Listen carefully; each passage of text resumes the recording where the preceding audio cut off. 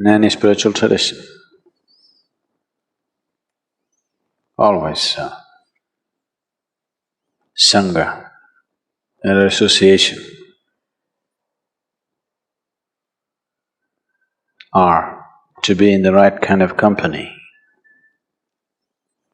has always been a very important part of one's growth.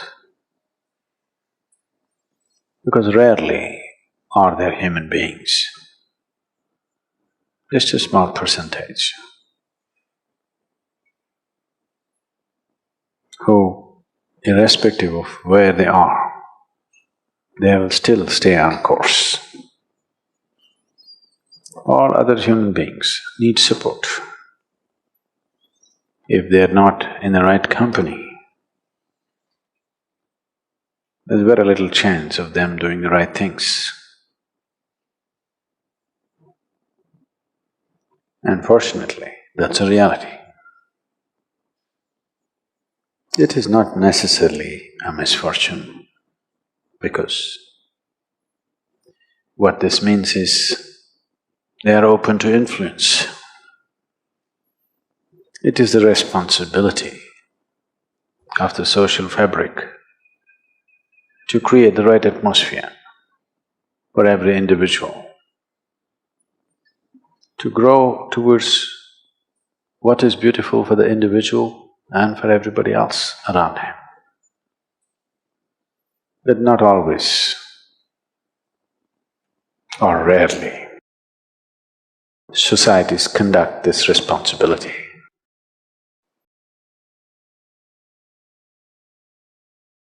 In the right sense, because societies are not led. Societies are allowed to go through a metamorphosis depending upon what is the influence. In that direction it grows.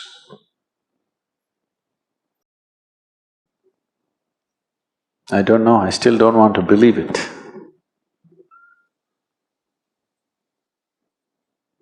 They're telling me over 80% of the content on the internet is pornography. I still don't want to believe that it is possible. But people who are in the know are telling me, Sadhguru, that's how it is.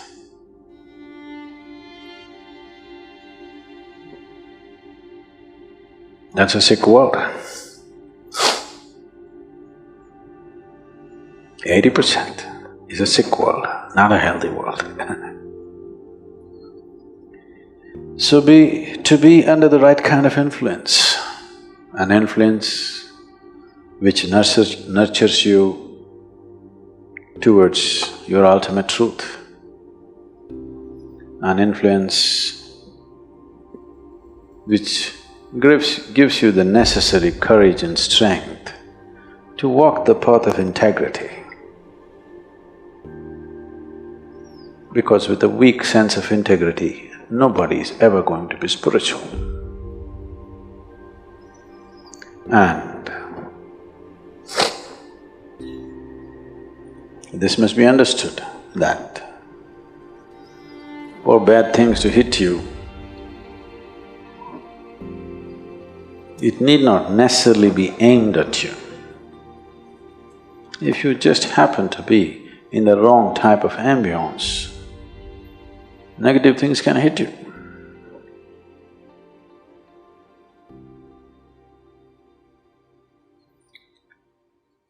That reminds me,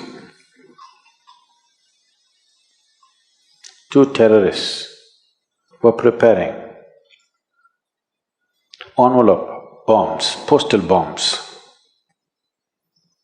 After having done quite a few, one asked the other, have you filled enough? Do you think we have filled enough RDX into the envelopes? The other said, why don't you open it and see? He said, oh, it will explode if I open it. I said, you fool, it's not even addressed to you. It need not be addressed to you. You open the wrong can, it'll blow up in your face.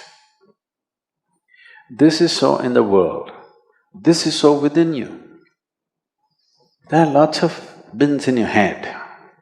You open up the wrong bin, worms will crawl out. You open up another bin, fragrance will come out of it. Have you noticed yourself? Have you yourself noticed within you? If you open certain part of your mind, filth will come out. If you open another part of your mind, fragrance will come out. Have you not noticed? To be conscious enough, to be in the right company so that filth will not be tolerated, so that you open up the fragrance within you, not the filth, is an important part of one's growth. Because you don't have to go looking for a gutter for filth. There is enough in your head, isn't it? It is just that. There is enough garbage in every place. There's enough garbage in the ashram also, so many people living. I'm sure there's enough filth. But we sit here with nice breeze and fragrance. We don't go sit there where there is filth. The same goes within you. Within the geography of your body, there is filth and fragrance. Which one do you open up for yourself and everybody around you? That's a big question. That takes a certain level of awareness and a certain company. This is why satsang, to be in the company of truth, very important. If you go around the ashram, the geography of the ashram, there must be at least 8 or 10 very filthy tanks. These are called septic tanks, full of septic. If you every day go sit there, of course you'll come to the conclusion, Isha Yoga Center is the filthiest place on the planet. If you fall into it, Isha Yoga is the most horrible experience in your life. But you're not supposed to fall into that pit, you're supposed to fall into this pit. But you got the geography wrong. Because you have a wrong history. Your karma is your history, isn't it? Shankaran Pillai decided he is going to be a robber. Because none of his businesses were working, nobody was giving him a job, so he decided he will go and rob somebody. So he got himself a country-made gun. Late night he walked into a 7-Eleven shop, pointed the gun at the clerk who was there and said, "Give me the money or your geography." The clerk said, "Well, what you mean is history, isn't it?" "Shut up, don't try to change the subject."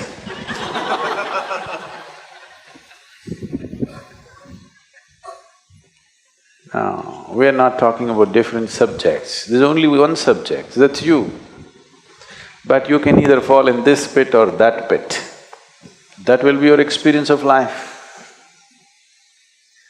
So to fall into the right place, it is a certain talent. You have to grow into it, you have to mature into it. You always know how to be in the right place. In a way, satsang means just that, communion with truth, or you are building a relationship with truth. If you're in the company of truth, your interiority is pleasant. If your interiority is pleasant, naturally pleasant things come towards you. And you will also have a tendency to move towards pleasant things. If you make your interiority unpleasant, you will attract unpleasant things and you will also move towards unpleasant things. In the ashram, when you get a depression, where do you go and sit? But don't swim in the septic tank because you're in a bad mood. But usually this is the tendency. When you're in a bad mood, you will seek 5 other people who are in a bad mood. No, when you're in a bad mood, you must seek 5 people who are in a good mood, isn't it? No, but that's not the way.